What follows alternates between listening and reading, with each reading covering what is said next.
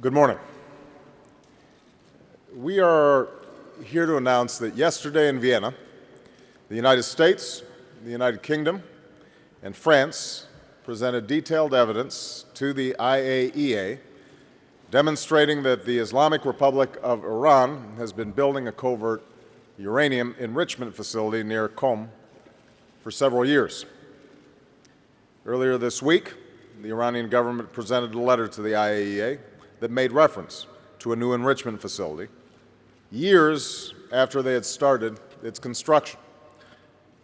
The existence of this facility underscores Iran's continuing unwillingness to meet its obligations under UN Security Council resolutions and IAEA requirements. We expect the IAEA to immediately investigate this disturbing information and to report to the IAEA Board of Governors. Now, Iran's decision to build yet another nuclear facility without notifying the IAEA represents a direct challenge to the basic compact at the center of the non-proliferation regime. These rules are clear. All nations have the right to peaceful nuclear energy. Those nations with nuclear weapons must move towards disarmament. Those nations without nuclear weapons must forsake them. That compact has largely held for decades, keeping the world far safer and more secure. And that compact depends on all nations living up to their responsibilities. This sight deepens a growing concern that Iran is refusing to live up to those international responsibilities, including specifically revealing all nuclear-related activities.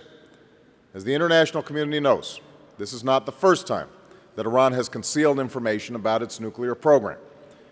Iran has a right to peaceful nuclear power that meets the energy needs of its people. But the size and configuration of this facility is inconsistent with a peaceful program.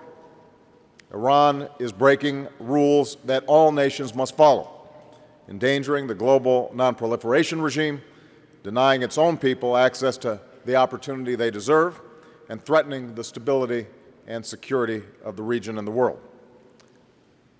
It is time for Iran to act immediately to restore the confidence of the international community by fulfilling its international obligations.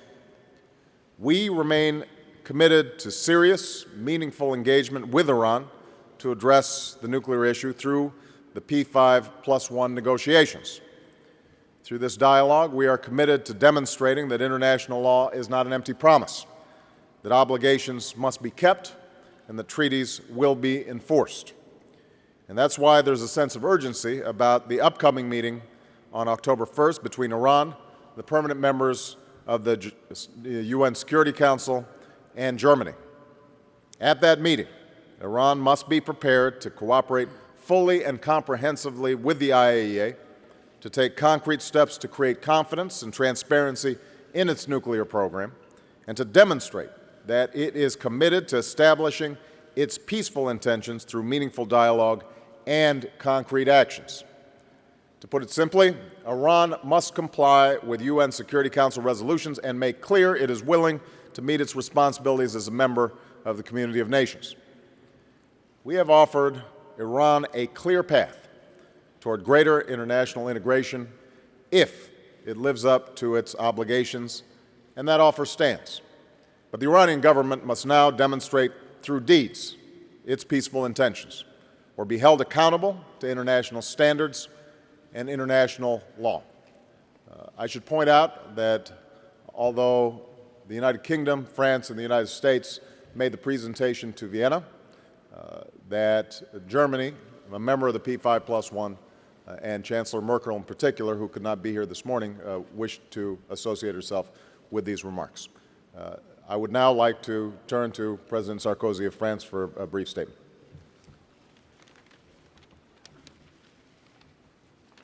Ladies and gentlemen, we have met yesterday for a summit meeting of the Security Council on disarmament and nuclear disarmament. I repeated my conviction that Iran was taking the international community on a dangerous path. I have recalled all the attempts that we have made to offer a negotiated solution to the Iranian leaders without any success, what has been revealed today is exceptional.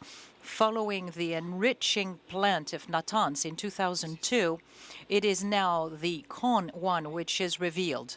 It was designed and built over the past several years in direct violation of resolutions from the Security Council and from the IAEA.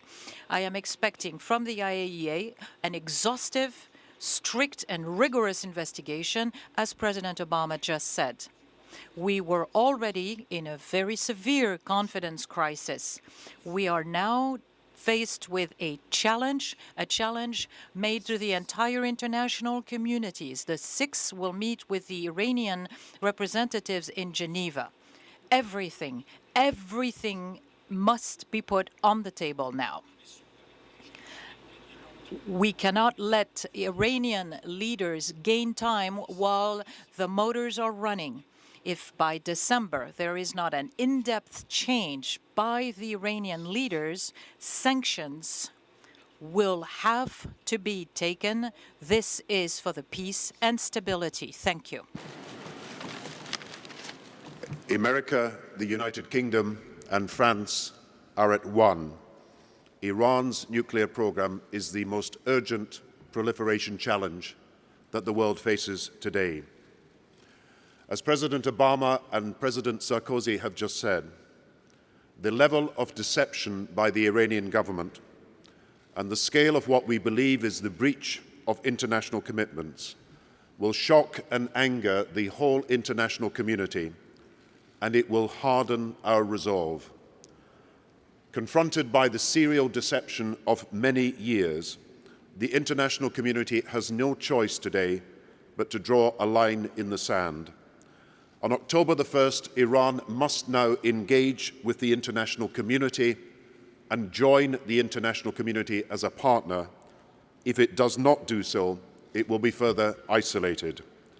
And I say on behalf of the United Kingdom today, we will not let this matter rest, and we are prepared to implement further and more stringent sanctions. Let the message that goes out to the world be absolutely clear, that Iran must abandon any military ambitions for its nuclear program. Thank you.